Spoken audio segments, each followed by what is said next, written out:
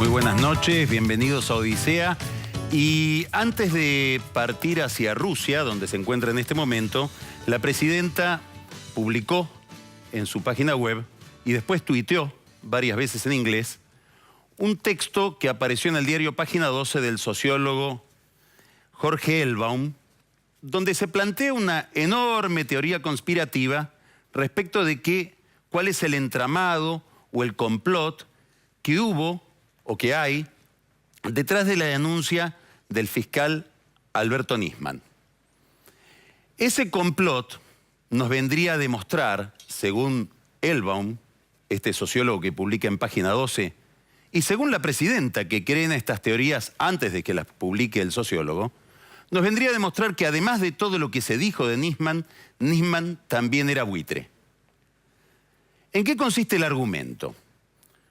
Bueno, el argumento es que hay un entramado, hay una conspiración, una especie de confabulación de la que forma parte Nisman, de la que forman parte una serie de intelectuales argentinos. ¿Por qué? Porque el gobierno pactó con Irán y después de ese pacto, dice Elbaum, hubo llamados telefónicos a la DAIA de lobistas que se quejaban porque la Argentina hubiera entrado en tratativas con Ahmadinejad, el entonces presidente de Irán. ¿Quiénes eran esos lobistas misteriosos? Santiago Kovadlov, Marcos Aguinis, el doctor Sabzai, que es un prestigioso constitucionalista, que llamaban a la DAIA, dice Elbaum, presionando para que se critique ese acuerdo, en la línea de otro lobista, que era Pepe Eliashev. Qué curioso, dice Elbaum. Miren, todo tiene que ver con todo, o todo hace juego con todo, como dice la presidenta. Justamente esta gente después convocaba la marcha del 18F para quejarse por la muerte del fiscal Nisman. ¿No les resulta sospechoso? Bueno, a la presidenta le resulta sospechoso. Claro, hay otro motivo u otro elemento en esta conspiración, que es que en Estados Unidos, Paul Singer, el titular del Fondo Elliott, que está litigando contra la Argentina como uno de los líderes de los holdouts, también está contra Irán. También cree que Irán, como creía el gobierno argentino antes de firmar el acuerdo, encubre terroristas, que Irán promueve o prohija sistemas autoritarios y que en sí mismo es un régimen autoritario.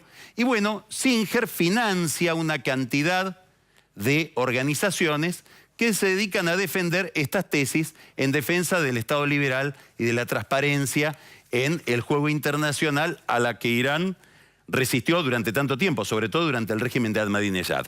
¿No les resulta curioso, dice Elbaum, la conexión entre Nisman, Singer y los buitres y estos lobistas como Kovadlov, Aguinis y Sabzai? No termina ahí la historia. En una reunión de la DAIA, aparentemente Nisman, que no puede contestar porque ya está muerto, Elbaum, no se sabe si lo escuchó él o lo escuchó alguien, dijo que Singer podría ayudar a criticar el acuerdo o el memorándum de entendimiento entre la Argentina e Irán. Cierra todo, ¿no? Y más cierra todavía si uno tiene en cuenta, como dice Elbaum, que Nisman abrió una cuenta en Estados Unidos. La abrió mucho antes de que hubiera un entendimiento con Irán. La abrió en una época en que el gobierno denunciaba a Irán como terrorista en Naciones Unidas. La abrió muchos meses antes de que Timmerman, el actual canciller, fuera a explicarle a Hillary Clinton que los iraníes eran mucho más terroristas de lo que ella pensaban, que inclusive algo que ella no sabía, habían intentado volar el aeropuerto Kennedy en 2007. Pero bueno, Elbaum pasa por alto la cronología y dicen que ya Nisman, cuando abrió la cuenta, seguramente la abrió, nos deja la sospecha, para recibir plata de los buitres. Mucho antes, por supuesto, de que se supiera que el gobierno tenía una intención de firmar el memorándum con Irán.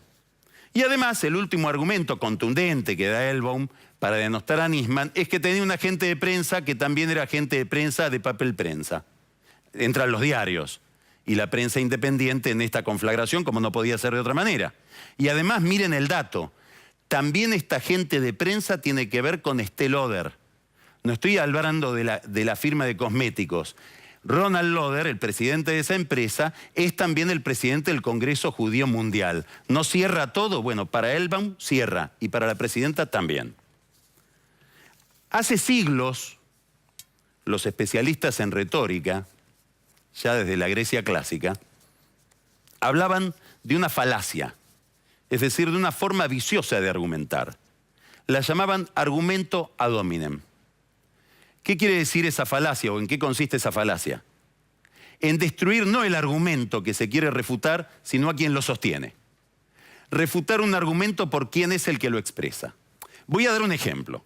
Es como si yo dijera que la nota de Elbaum, que reproduce la presidenta en su página web, es falsa porque Elbaum fue asesor de la diputada Juliana Di Tulio, presidenta del bloque kirchnerista en el Congreso, cosa que fue. O que es falsa porque Elbaum es amigo del funcionario de Cancillería dedicado al tema Malvinas, Daniel Filmus. O que Elbaum miente o tergiversa la información porque fue funcionario de Timerman, que también lo fue. O que Elbaum no tiene razón porque fue director de la Escuela Nacional de Defensa, que también lo fue. Es decir, no, todo esto es falso porque Elbaum fue funcionario del gobierno, es kirchnerista y quiere defender a la presidenta en el argumento de que ella no tuvo ningún encubrimiento. ¿Cómo se salvaría esta discusión? Hay una sola forma de salvarla. Investigando la denuncia de Nisman. Y a través de esa investigación, demostrando que el gobierno no tuvo nada que ver con el encubrimiento de los criminales de la AMIA. Pero eso es precisamente lo que el gobierno no quiere hacer.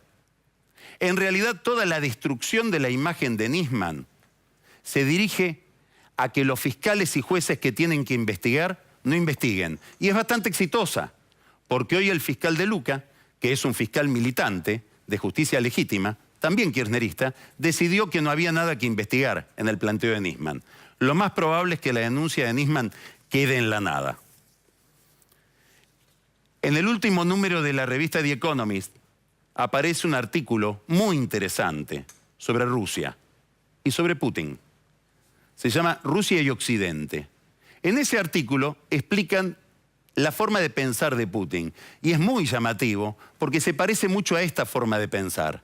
Daría la impresión de que la presidenta que ahora está en Moscú se va a encontrar o se ha encontrado con un espejo. Dice, los funcionarios del régimen ruso viven hablando de geopolítica, pero cuando hablan de geopolítica en realidad quieren ocultar problemas internos. El presupuesto de Rusia aumentó en defensa, aumentó en espionaje y aumentó en medios de comunicación este año, cuando tiene una crisis fiscal muy parecida a la de la Argentina.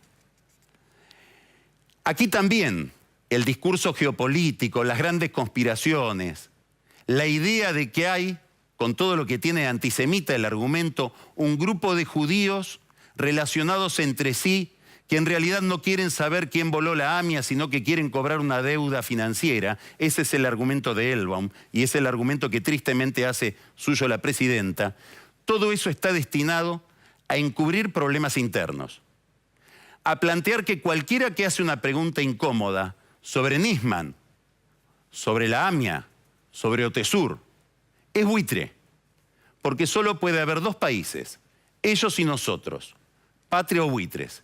Y dentro de poco nos vamos a encontrar con que también, y es a lo que convoca Elbaum al final de su nota, tiene que haber dos organizaciones de la comunidad judía, las de nosotros y las de ellos. El problema que apareció este fin de semana en Mendoza y en Santa Fe es que este delirio carece de candidato.